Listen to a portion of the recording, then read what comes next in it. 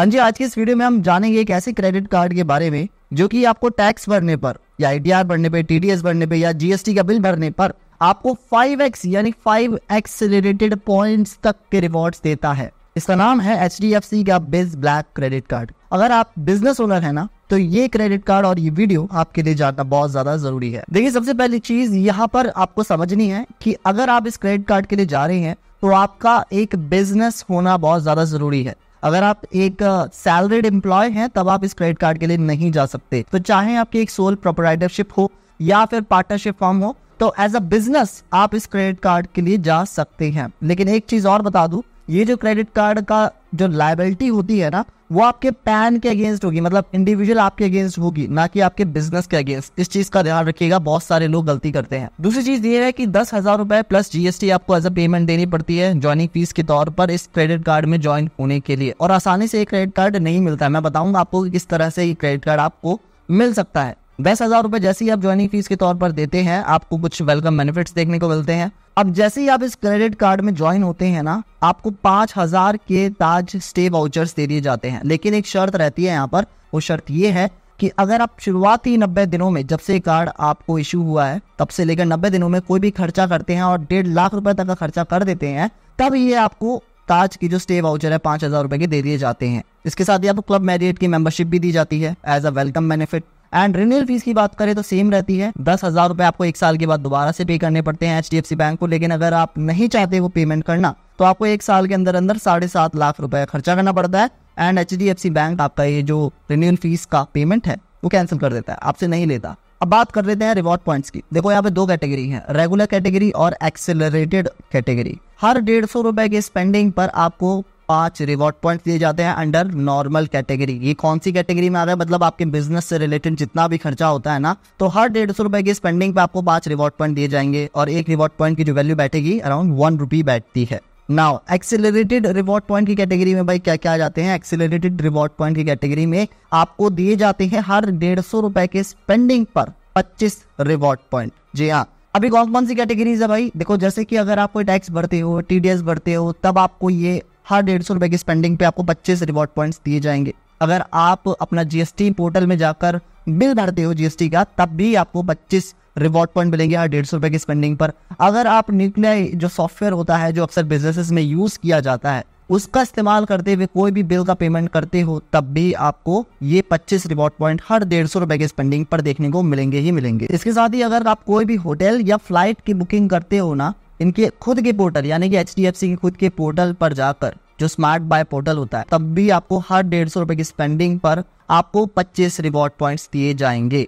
अच्छा, एक चीज का आपको ध्यान रखना है, जितनी भी मैंने ये कैटेगरी वाइज बताया है आपको कि जिन जिन चीजों पर आपको 5x रिवॉर्ड पॉइंट्स मिलेंगे, उनका टोटल बिल 50,000 रुपए होना चाहिए, वरना नहीं मिलेंगे आपको 5x एक्सेलरेटेड रिवॉर्ड पॉइंट्स। मतलब आपको ये मेक श्योर करना है कि आपका जीएसटी का bill, tax, TDS, flight, hotel, इन सब का जो टोटल बिल है मिला के 50,000 रुपए तक होना चाहिए। तब आपको जाकर 5x रिवॉर्ड पॉइंट्स यानी कि हर 150 रुपए की स्पेंडिंग पर 25 रिवॉर्ड पॉइंट मिलेंगे। अगर इससे कम हुआ तो नहीं मिलेंगे, बस इतना ध्यान रखना। मैं आपको एग्जांपल समझाता हूँ। फर्ज करो कि भाई आपने इनकम टैक्स का पेमेंट करा 20,000 रुपए का, आपने जीएसटी का पेमेंट करा 15,000 रुपए का, आपने कोई पेजेड ऐप से किसी और चीज का बिल पे करा जो कि 5x की कैटेगरी में आ रही है, वो है 10,000 रुपए, या फिर आपने न्यूक्लियर के द्वारा अपने बिजनेस का कोई बिल भरा, वो बैठा आपका 5,000 रुपए, तो टोटल आपका ये 50,000 रुपए इस तरह से बैठ गया। तब आप एलिजिबल हो जाएंगे हर 150 रुपए की स्पेंडिंग पर 25 रिवॉर्ड पॉइंट्स को कमाने के लिए, ठीक है। लेकिन यहाँ पर भी कुछ शर्तें हैं, मैं आपको वो बता देता हूँ क्या है। शर्त नंबर पहली ये है कि जो रिवॉर्ड पॉइंट्स की वैलिडिटी होती है वो 3 साल की होती है।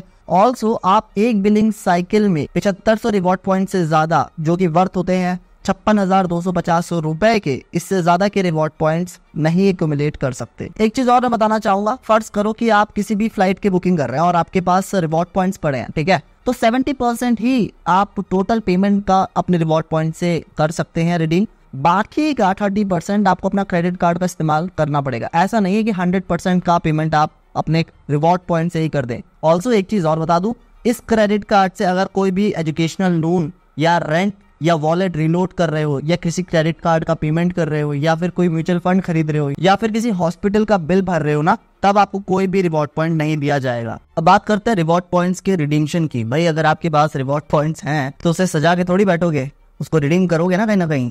तो आइए जानते हैं उसके बारे में। तो देखो, अगर आप स्टेटमेंट क्रेडिट लेना चाहते हैं अपने रिवॉर्ड पॉइंट्स के अगेंस्ट, तो यहाँ पे आपको 2500 मिनिमम रिवॉर्ड पॉइंट्स चाहिए होंगे अगर आपको स्टेटमेंट क्रेडिट लेना है। यहाँ पे जो वैल्यू बैठेगी वो आपको एक रिवॉर्ड पॉइंट की 30 पैसे के बराबर बैठेगी। अगर आपको फ्लाइट एंड होटल में रिडीम करवाना है स्मार्ट बाय पोर्टल के थ्रू, तो एक रिवॉर्ड पॉइंट की जो वैल्यू बैठती है वो ₹1 के बराबर बैठती है। ऐसे ही अगर आप एयर माइल में कन्वर्ट करना चाहते हैं तो एक रिवॉर्ड पॉइंट 1 एयर माइल के बराबर बैठेगा, मतलब 1000 reward point is equal to 1000 air miles. और अगर आप कोई भी प्रोडक्ट कैटलॉग में या कोई भी वाउचर में लेना चाहते हैं तो यहाँ पर जो वैल्यू बैठती है एक रिवॉर्ड पॉइंट की वो 50 पैसे की बैठती है। अगर आप अमेजॉन वाउचर में जाना चाहते हैं, रिडीम करवाना चाहते हैं, तो एक रिवॉर्ड पॉइंट 75 पैसे के बराबर बैठता है। अच्छा, बहुत सारे लोग इसमें भी कंफ्यूज होते हैं कि भाई हम कितना रिवॉर्ड पॉइंट्स कमा सकते हैं एक महीने में। तो मैं आपको बता दूं, 1,50,000 रिवॉर्ड पॉइंट से ज्यादा आप एक्युमुलेट नहीं कर सकते एक बिलिंग साइकिल में। तो मैंने आपको एक सिनेरियो से समझाता हूँ, ज्यादा अच्छे से आपको समझ में आएगा। फर्ज करो कि आपने 50,000 का खर्चा किया और ये जो खर्चा है ना, आपने सिर्फ और सिर्फ 5x एक्सेलरेटेड रिवॉर्ड पॉइंट वाली कैटेगरी में किया, यानी कि उस कैटेगरी में